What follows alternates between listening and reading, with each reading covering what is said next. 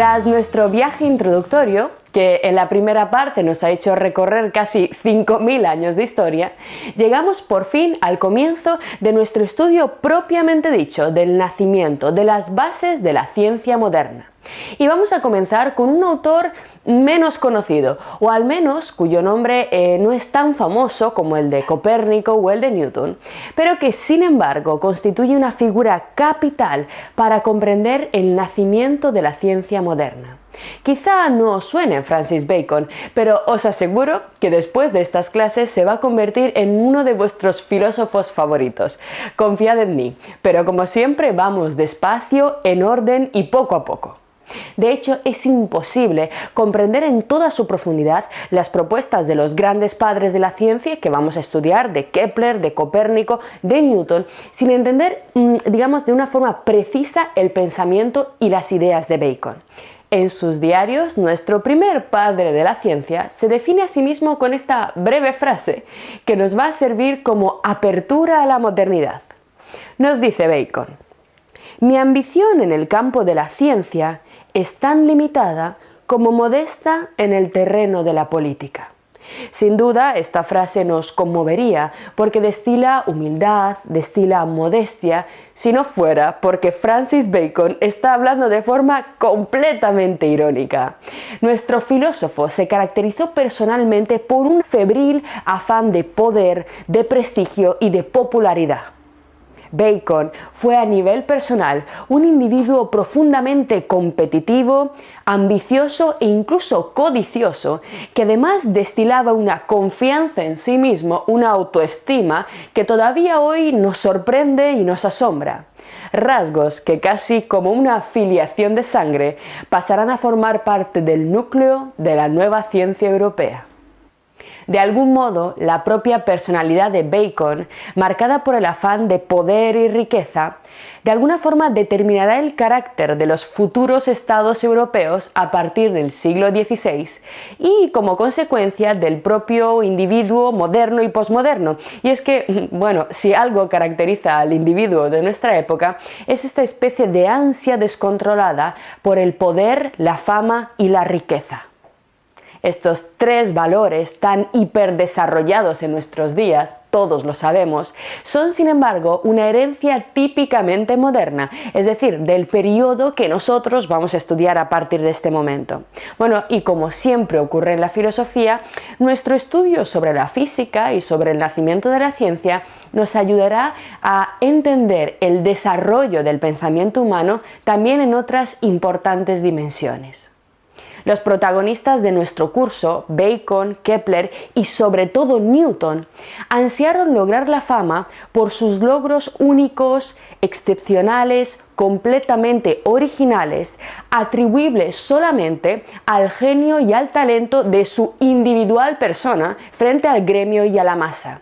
Estas personas, estos grandes científicos, desearán por encima de todo hacerse inmortales y que su nombre, claramente su nombre individual, pasara a la historia. Volviendo a Bacon, si bien al final de su vida cayó en desgracia por acusaciones de corrupción, supo orientar muy bien su ambición, llegando a alcanzar las más altas cuotas de la administración pública isabelina. Sin embargo, Bacon no pasó a la historia por sus aportaciones en política o en materia de corrupción, sino que constituye uno de los representantes más importantes y paradigmáticos del nacimiento de la ciencia moderna. Hasta tal punto, Bacon es uno de los teóricos más importantes que posibilitaron el desarrollo de esta nueva actividad, que en los ámbitos académicos, la ciencia moderna, su espíritu, su esencia, no se define como espíritu científico, sino como espíritu baconiano. La nueva ciencia es conocida como ciencia baconiana.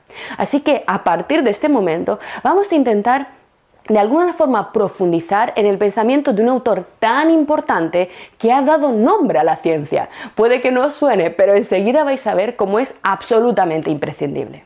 Así que no vamos a decir ni una palabra más acerca de su pensamiento, ya no vamos a hacer ninguna introducción, sino que vamos a iniciar el estudio de sus propuestas zambulléndonos directamente en uno de sus textos, perteneciente al Novum Organum, que estudiaremos más adelante, y que de alguna forma enmarca de forma brillante el camino que tenemos por delante. Nos dice Bacon, atentos, vamos a empezar a leerle directamente y poco a poco cogeremos el tono de este brillantísimo pensador. Dice Bacon: aquellos que se han atrevido a hablar dogmáticamente de la naturaleza como de un sujeto explorado, es decir, aquellos pensadores, lo hemos visto antes, que consideran que los antiguos ya lo han dicho absolutamente todo, ¿no? Que ya no hay nada más que añadir en la ciencia y en la filosofía, ¿no? Han hablado dogmáticamente, sin admitir ningún tipo de crítica, de la naturaleza, estamos ya con los físicos,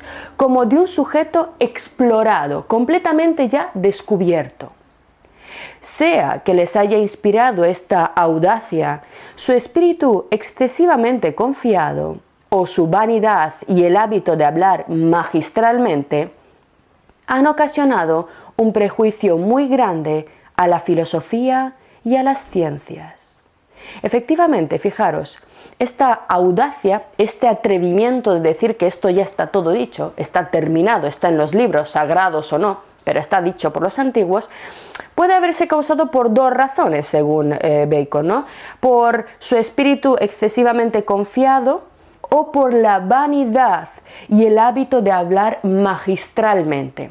Bacon se está refiriendo a los profesores universitarios de la época, que como hemos visto también en otros cursos, de alguna forma las universidades ya no fueron el ámbito de desarrollo de la ciencia moderna. Todos los grandes pensadores tuvieron que desarrollar sus ideas, sus innovaciones fuera del ámbito universitario, porque allí solo se habla magistralmente, dogmáticamente, basándose solo en textos antiguos, no innovando, no descubriendo. Así que estos, que han dicho que la naturaleza ya está terminada y estudiada, han ocasionado un prejuicio muy grande a la filosofía y a las ciencias.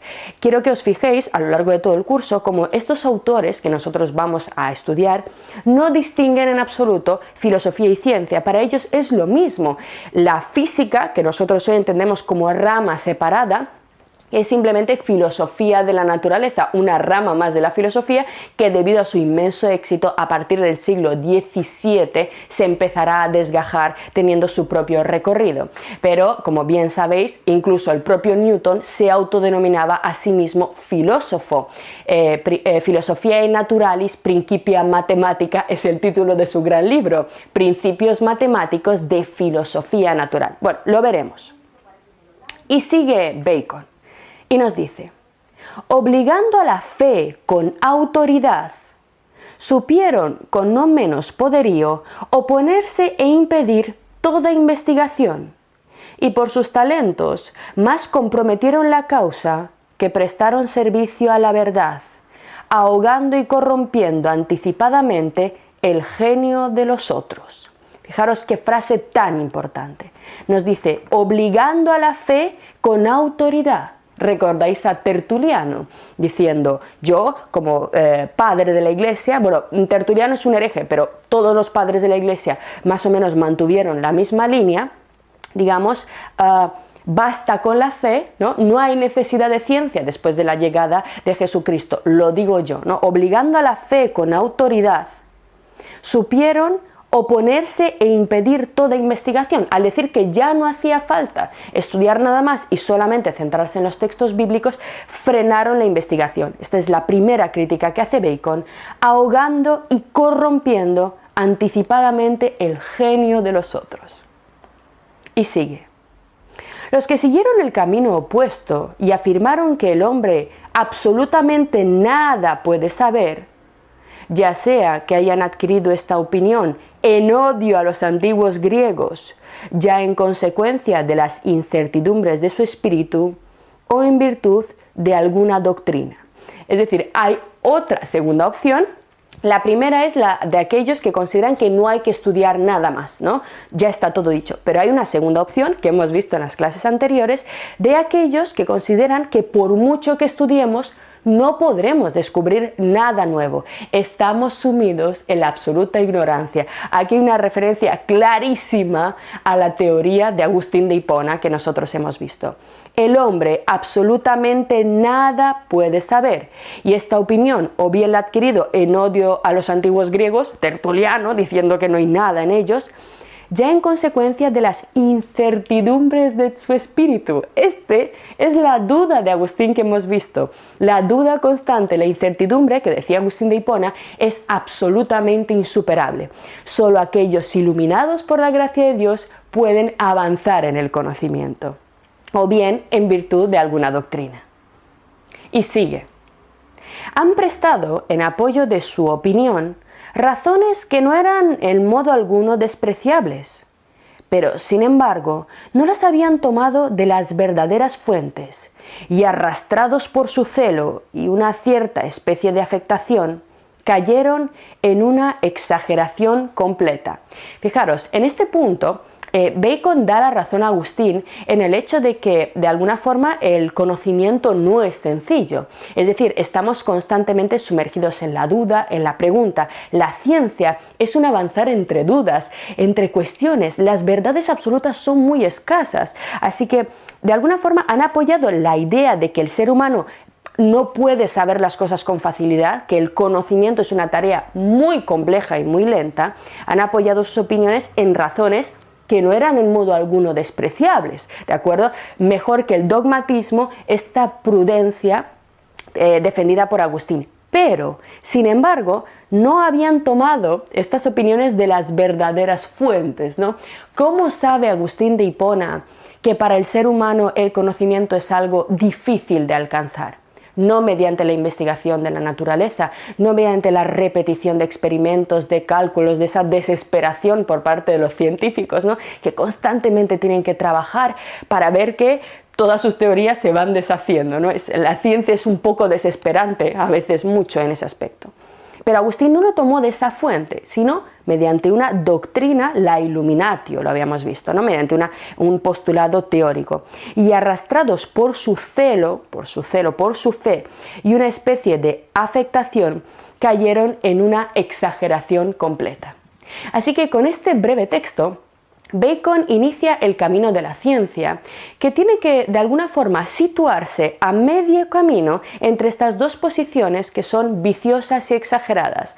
Por un lado, la de aquellos que hablan magistralmente, dogmáticamente, de los que pretenden que ya tienen las leyes y la verdad acerca de cómo funciona la naturaleza, los académicos que dicen que en el pasado estaba ya todo dicho, que toda innovación es inútil, ¿no? Antes las cosas se sabían hacer bien, ahora siempre vienen con novedades. Esta gente que reacciona a la novedad, esto no es propio de la ciencia. Y por el otro lado, la de aquellos que consideran que por más que la ciencia busque, jamás descubriremos la verdad porque hay secretos que son insondables. Por tanto, la ciencia moderna estará a medio camino entre ambas opciones. Es el camino intermedio que juega por un lado con la esperanza de encontrar leyes y con la duda, con la incertidumbre y la conciencia de la extrema dificultad de alcanzar el saber acerca del mundo natural. Lo que acabas de ver es solo un pequeño fragmento de nuestro curso. Si quieres disfrutarlo en su totalidad y descubrir muchos otros cursos, también de historia de la ciencia y de historia del arte, visita nuestra web anaminecam.com. Y recuerda, este proyecto solo es posible gracias a nuestro programa de microfinanciación. Si quieres apoyarnos, conviértete en uno de nuestros micromecenas en Patreon. Desde solo €1 al mes nos ayudarás activamente a seguir difundiendo la cultura. Gracias.